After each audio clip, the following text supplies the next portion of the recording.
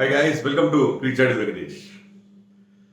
India Bangladesh మధ్య first T20 international ఈ రోజు గ్వాలియర్లో జరగబోతుంది. ఈ మ్యాచ్ విషయంలో మన తెలుగు ఫ్యాన్స్కి ఒక విచిత్రమైన పరిస్థితి డెఫినెట్గా. ఎందుకంటే Nitish Kumar Reddy is almost certain to make debut. First international match ఆడబోతున్నాం. మనందరం కూడా తెలుగు వాళ్ళగా హ్యాపీగా ఫీల్ అవ్వాల్సిన విషయం. ఎందుకంటే మన తెలుగు కుర్రాడు బాగా మంచి టాలెంటెడ్ యంగ్స్టర్.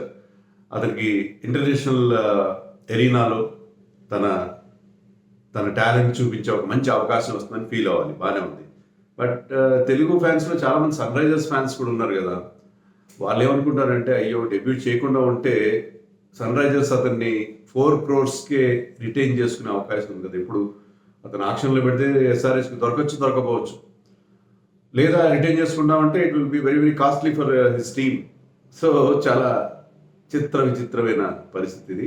బట్ ఖచ్చితంగా అతను డెబ్యూ చేసే అవకాశాలు కనిపిస్తున్నాయి. దాని రీజన్ ఏంటంటే, టీంలో అతని సేమ్ స్కిల్ సెట్ ఉన్న ప్లేయర్ శివం దుబేకి ఇంజరీ అయింది. సో అతను he was ruled out.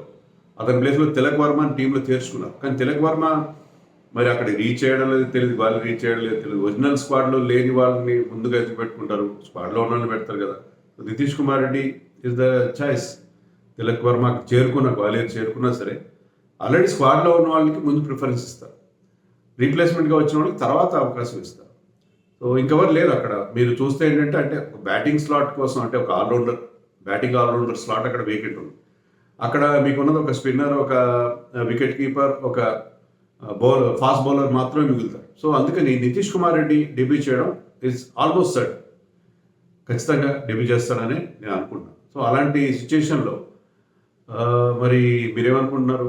Nitish Kumar Reddy చేయడం హ్యాపీ ఫీల్ అవుతున్నారా, లేకపోతే అతను అన్క్యాప్ ప్లేయర్గా ఉండిపోతే బాగుండేది అని ఫీల్ అవుతున్నారా? కామెంట్స్లో నాకైతే చెప్పండి. ఓకే, శివం దుబే కనుక ఫిట్గా ఉంటే నితీష్ కుమార్ అన్క్యాప్ ప్లేయర్గా ఉండేవాడు. శివం దుబే ఆడి ఒక 2 మంచి ఇన్నింగ్స్ ఆడి లేకపోతే బౌలింగ్ బాగా చేసి ఉంటే అతను రీప్లేస్ చేసేవారు. 11లో పెద్ద స్లాట్స్, మిగతా వేకెన్సీస్ ఏం లేవు. సో శివం దుబేనే మొత్తం 3 మ్యాచ్లు ఆడేవాడు, నితీష్ కుమార్ రెడ్డి జస్ట్ స్క్వాడ్లో ఉండేవాడు. కానీ ఎప్పుడైతే శివం ఇంజర్డ్ అయ్యాడో నితీష్ డెబ్యూ చేయడం ఖాయం. అలాగే మయాంక్ యాదవ్ కూడా డెబ్యూ చేసే అవకాశం కనిపిస్తుంది. ఎందుకంటే నిన్న Indian team captain Suryakumar Yadav press address చేశారు, ప్రెస్ మీట్. దాంట్లో అతను చాలా ప్రైజ్ చేశాడు, చాలా మెచ్చుకున్నాడు. తనకి ఈజ్ ఎక్స్ ఫ్యాక్టర్ ఉన్న ప్లేయర్, అతను మంచి స్పీడ్ ఉంది అతని దగ్గర, ఈ కెన్ విన్ యూ మ్యాచెస్ అని చెప్పి చాలా పొగిడాడు. నేను ఫేస్ చేయలేదు నెట్స్లో, others faced and they said he's very good అని చెప్పి అన్నాడు. సో ఈ tearaway pacer who is clicking 155 km/h in IPL మనం చూసాం. అతన్ని అన్లీష్ చేద్దామని చెప్పి ఇండియన్ టీం డిసైడ్ అయ్యింది. సో హర్షిత్ రాణా బదులు అతను డెబ్యూ చేసే అవకాశాలు కనిపిస్తుంది. హర్షిత్ రాణా కూడా అన్క్యాప్ ప్లేయర్. మొత్తం 3 అన్క్యాప్ ప్లేయర్స్ ఉన్నారు టీంలో, నితీష్, మయాంక్ అండ్ హర్షిత్. దాంట్లో ఐ థింక్ మయాంక్కి అవకాశం వచ్చేటట్టుగా మనకి కనిపిస్తుంది. ఈ మ్యాచ్ ఎక్కడ జరుగుతుంది? గ్వాలియర్లో ఐ థింక్ 14 ఏళ్ల తర్వాత మళ్ళీ ఇంటర్నేషనల్ క్రికెట్ జరుగుతుంది. గ్వాలియర్ అనగానే మనకు గుర్తుకొచ్చేది ఏంటంటే, మీరు మరీ టీనేజర్ కాకపోతే ఒక మోస్తరు కనీసం 25 ఏళ్ళు ఉంటే మీకు సచిన్ టెండూల్కర్ 14 ఏళ్ల క్రితం చేసిన double century, first ever 100 in one day international history. మొట్టమొదటిసారిగా 100 చేశాడు గ్వాలియర్లో అగేన్స్ట్ సౌత్ ఆఫ్రికా 2010లో. సో అది గుర్తుకొస్తుంది. అయితే అది జరిగింది ఎక్కడంటే, కెప్టెన్ రూప్ సింగ్ స్టేడియం అని నగరం నడిబొడ్డులో ఉంది, గ్వాలియర్ నగరం నడిబొడ్డులో. కానీ ఇది ఈ కొత్త స్టేడియంలో ఈ మ్యాచ్ జరుగుతుంది. శ్రీమంత్ మాధవరావు సింధియా స్టేడియం అని చెప్పి former BCCI president and politician Madhavrao Scindia పేరు మీద ఒక స్టేడియం కట్టారు. అక్కడ ఈ మ్యాచ్ జరగబోతుంది. మొట్టమొదటి ఇంటర్నేషనల్ మ్యాచ్ ఆ గ్రౌండ్లో. అక్కడ కనీసం రంజీ ట్రోఫీ లాంటి డొమెస్టిక్ మ్యాచెస్ కూడా ఏమి జరగలేదు. ఏదో లోకల్ మ్యాచ్లు ఏవో కొన్ని జరుగుంటాయి తప్ప. సో కొత్త స్టేడియంని మరి ఒక ఇంటర్నేషనల్ మ్యాచ్తో స్టార్ట్ చేస్తున్నారు. నాకు మళ్ళీ భయం వేస్తుంది. కాన్పూర్లో ఎలాగైతే బాగా పాత పడిపోయిన 70 ఏళ్ల స్టేడియంలో ఆడిస్తే ఎలాంటి సమస్యలు ఎదురయ్యాయో, మళ్ళీ బ్రాండ్ న్యూ స్టేడియంలో ఎలాంటి మ్యాచ్ ఎక్స్పీరియన్స్ లేకుండా, అంటే చిన్న మ్యాచ్లు జరుగుండొచ్చు, పెద్ద మ్యాచ్ విషయంలో సరైన ఎక్స్పీరియన్స్ లేకుండా అక్కడ మ్యాచ్ జరిపిస్తే ఏమైనా ప్రాబ్లమ్స్ వస్తాయేమని భయం. అంటే ఆల్రెడీ మనం కాన్పూర్ విషయంలో బద్నాం తప్పించుకున్నాం, ఎందుకంటే మన టీం అక్కడ 2 రోజుల్లో మ్యాచ్ గెలిచేశారు కాబట్టి మన లేకపోతే ఇంటర్నేషనల్గా మనకు చాలా చెడ్డ పేరు వచ్చేది. ఇక్కడ కూడా అలాంటిది ఏమైనా జరుగుతుందేమో అని భయం వేస్తుంది. బట్ స్టిల్ ఐ థింక్ స్టేడియంలో అన్ని ఫెసిలిటీస్ బాగున్నాయి, అంత అల్ట్రా మోడర్న్గా ఉంది. అయితే నాకు ఆ స్టేడియం ఫొటోస్ చూస్తే నాకు ఏమనిపించింది అంటే మన ఉప్పల్ స్టేడియం ఒకప్పుడు అంటే రూఫ్ లేనప్పుడు ఎలా ఉందో అలా అనిపించింది. సిమిలర్గా ఉంది. ఎలాంటి క్యానపీస్ లేవు, అంటే షేడ్స్ లేవు. నైట్ మ్యాచ్ కాబట్టి నైట్ 7:30 స్టార్ట్ కాబట్టి ప్రాబ్లం లేదు, T20 మ్యాచ్ కాబట్టి. కానీ స్లోగా అక్కడ వాళ్ళకి షేడ్స్ క్యానపీస్ అంటే ఆ రూఫ్ అంతా వచ్చే అవకాశం ఉంది భవిష్యత్తులో. బట్ ప్రస్తుతానికైతే స్టేడియం అయితే బాగుంది, కొత్త స్టేడియం. ఊరి కాస్త దూరంగా చంబల్ కొండల నేపథ్యంలో, గబ్బర్ సింగ్ చంబల్ వ్యాలీ నేపథ్యంలో ఉండేది మధ్యప్రదేశ్లోని గ్వాలియర్లో. మరి పిచ్ ఎలా ఉంటుంది ఇక్కడ?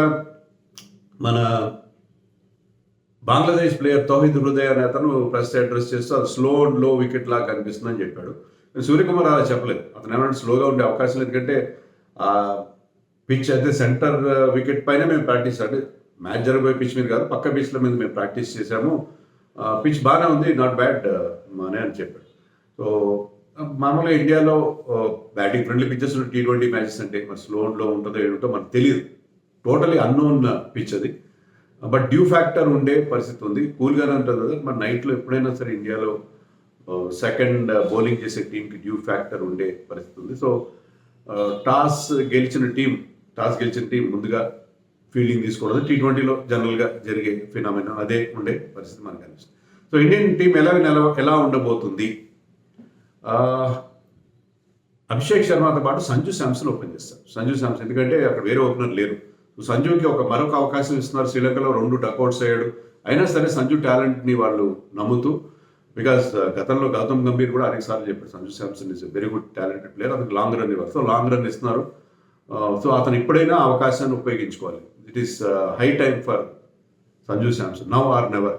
ఈ సిరీస్లో తన సత్తా నిరూపించుకోవాలి. అన్ని చోట్ల బాగా పర్ఫామ్ చేస్తున్నాడు. కంటిన్యూస్గా 1-2 ఇంటర్నేషనల్లో కూడా కొన్ని మంచి నాక్స్ ఆడాడు, కానీ కంటిన్యూస్గా ఈ సిరీస్లోని 3 మ్యాచ్ల్లో కూడా అతను పర్ఫామ్ చేస్తే తన ప్లేస్ని సిమెంట్ చేసుకునే అవకాశం అతను ఖచ్చితంగా ఉంటుంది. ఇక్కడ రోహిత్ శర్మ, విరాట్ కోహ్లీ లాంటి వాళ్ళు రిటైర్ అయ్యారు కాబట్టి ఇప్పుడు మనకి కొన్ని స్లాట్స్ అవైలబుల్గా, ముఖ్య టాప్ ఆఫ్ ది ఆర్డర్లో స్లాట్స్ అవైలబుల్గా ఉండే అవకాశం. సంజుకి ఇది మంచి అవకాశం. కీపర్ బ్యాట్స్మెన్గా అతను, లేకపోతే జస్ట్ యాజ్ బ్యాట్స్మెన్గా అతను తన టీంలో ఉండే అవకాశం. నెంబర్ 3లో కెప్టెన్ సూర్యకుమార్ యాదవ్, నెంబర్ 4లో రియాన్ పరాగ్, నెంబర్ 5లో హార్దిక్ పాండ్యా, నెంబర్ 6లో ఎవరు రింకు సింగ్ అండ్ నితీష్ కుమార్ నెంబర్ 6లో ఆడతారు బహుశా. నితీష్ కుమార్ నెంబర్ 6, నెంబర్ 7లో రింకు సింగ్, 8లో Washington Sundar will be preferred over Varun Chakravarthy because Washington Sundar is a much better batsmen. So బ్యాటింగ్లో డెప్త్ కోసం నెంబర్ 8లో వరకు డెప్త్ ఉండడం కోసం Washington at number 8, number 9లో Bishnoi, number 10లో Harshdeep, 11లో Mayank Yadav / Harshit Rana Mayank Yadav కానీ ఇద్దరు ఎవరో ఒకరిని ఆడించవచ్చు. మయాంక్ యాదవ్ని మరీ తొందరగా ఆడిస్తున్నారేమో, ఎందుకంటే పెద్దగా అతను డొమెస్టిక్ మ్యాచెస్ ఆడలేదు. ఈ మధ్య ఆకాష్ దీప్ని సెకండ్ టెస్ట్ మ్యాచ్లో అతని బౌలింగ్ని పొగుడుతూ రోహిత్ శర్మ ఏమన్నాడంటే he has played lot of domestic cricket, he has so many overs, lot of overs in his legs అంటే డొమెస్టిక్లో డక్కా ముక్కీలు తింటే ఎక్కువ ఓవర్స్ వేస్తే రిధమ్ వస్తుంది, ఆ లెంత్ పర్ఫెక్ట్ లెంత్ పట్టుకుంటారు, అంతా చేస్తారు. అలా కాకుండా if you fast track him in to the international scene too quickly, అతనికి ఆ ఎక్స్ఫాక్టర్ ఉండొచ్చు, అతనిలో ఆ స్పెషాలిటీ మరొక ఉమ్రాన్ మలిక్ అయ్యే ప్రమాదం ఉంటుందేమో అని నాకు అనిపిస్తుంది. But I hope I will be proved wrong. చాలా తొందరపడుతున్నారేమో కానీ మేబీ గౌతమ్ గంభీర్ మయాంక్ యాదవ్ని దగ్గర నుంచి చూశాడు. LSGకి 2 సీజన్ల పాటు అతను LSGతో ఉన్నాడు. ఫస్ట్ సీజన్లో ఇంజర్డ్ అయ్యాడు, బట్ మయాంక్ యాదవ్ని అప్పుడు గౌతమ్ గంభీర్ చూశాడు. He knows about him. So అతన్ని ఇక్కడ ఆడిస్తే ప్రాబబ్లీ బీజీటీలో టెస్ట్ మ్యాచ్లు కూడా అతన్ని చూస్తున్నారు. అందుకని అతన్ని ఎందుకంటే అతని ఇంజరీ నుంచి రికవరీ ఎలాంటి కాంపిటేటివ్ మ్యాచ్ ఆడకుండా, మ్యాచ్ ఎక్స్పీరియన్స్ లేకుండా స్ట్రైట్ అవే అతను ఆడించే పరిస్థితి మనకు అనిపిస్తుంది. ఎందుకంటే they are rushing him because they might be wanting him for the border Gavaskar trophy in Australia. Test మ్యాచ్లు కూడా ఈ లోపల కొంత ఇంటర్నేషనల్ ఎక్స్పీరియన్స్ రావాలి అతనికి అని అతను టెస్ట్ చేయడం కోసం ఇక్కడ అతను లాంచ్ చేస్తున్నట్టుగా నాకు అనిపిస్తుంది. But they have a broader plan about him. నేను అతను లాంటి పేస్ ఉన్న బౌలర్ ఆస్ట్రేలియన్ కండిషన్స్లో ఆ ట్రాక్స్ పైన రాణించే అవకాశం ఉందని అనిపిస్తుంది. అందుకని బహుశా అతన్ని తొందరపడి ఇంటర్నేషనల్ క్రికెట్లోకి రష్ చేస్తున్నారేమో అనిపిస్తుంది. So let us wait and see ఎలా ఉండబోతుంది. హర్షిత్ రాణా అతని మీద హర్షిత్ రాణా ఆడించిన I will feel happy. He's taller bowler, he has got pace, variations అన్నీ ఉన్నాయి. It's complete package. సో మంచి ఎక్సైటింగ్ అటాక్ ఉండబోతుంది. అంతా కొత్త వాళ్ళు కనిపిస్తుంది. టెస్ట్ మ్యాచ్లు ఆడిన వాళ్ళు ఒక్కరు కూడా ఇక్కడ లేరు. ఈవెన్ అక్షర్ పటేల్ లాంటి వాళ్ళు he's not played even single match, వాళ్ళకు కూడా ఇక్కడ ఇవ్వకుండా కొత్త వాళ్ళని పెట్టారు. కొంచెం ఎక్స్పీరియన్స్ కనిపిస్తుంది. బట్ లెటెస్ట్ టెస్ట్ ఇప్పట్లో మనకేం T20 వరల్డ్ కప్స్ ఏమీ లేవు, కొత్త వాళ్ళని టెస్ట్ చేయడంలో తప్పేమీ లేదు. బంగ్లాదేశ్ టీంలో కూడా 5 ఎంతమంది పాత వాళ్ళ, కెప్టెన్ షాంతో, మెహదీ హసన్, లిటన్ దాస్, టస్కిన్, ఇలాంటి కొంతమంది మాత్రమే పాత వాళ్ళు కనిపిస్తున్నారు. షకీబ్ ఆఫ్ కోర్స్, మిగతా అంతా మహమ్మదుల్లా లాంటి వాళ్ళు, వీళ్ళందరూ కొత్త వాళ్ళు వస్తున్నారు. Towhid Hridoy is there and also Rishad Hossain, very good leg spinner. He had a very good T20 World Cup. So player to watch. Rishad Hossain మన లెగ్ స్పిన్ ఎలా ఆడతారు మన వాళ్ళు. అలాగే of course Fizz, that left arm bowler Mustafiz కూడా టీంలో ఉండబోతున్నాడు. సో బంగ్లాదేశ్ టెస్ట్లో అయితే దారుణంగా ఫెయిల్ అయ్యారు, but they had a decent T20 World cup. మనకి ఇక్కడ ఈ కొత్త టీం అంటే కాస్త యంగ్ టీంకి కాస్త చెమటలు పట్టించే అవకాశం ఉంది. బంగ్లాదేశ్ ఎప్పుడు తక్కువగా అంచనా వీలేదు.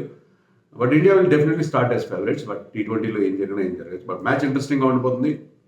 7:30కి I think it's available and Jio cinema and sports 18. So let us hope we'll have a good match and congratulations to Nitish Kumar and Mayank Yadav. ఇద్దరు కూడా ఆరంగేట్రం చేయబోతున్నారని నేను ఎక్స్పెక్ట్ చేస్తున్నాను.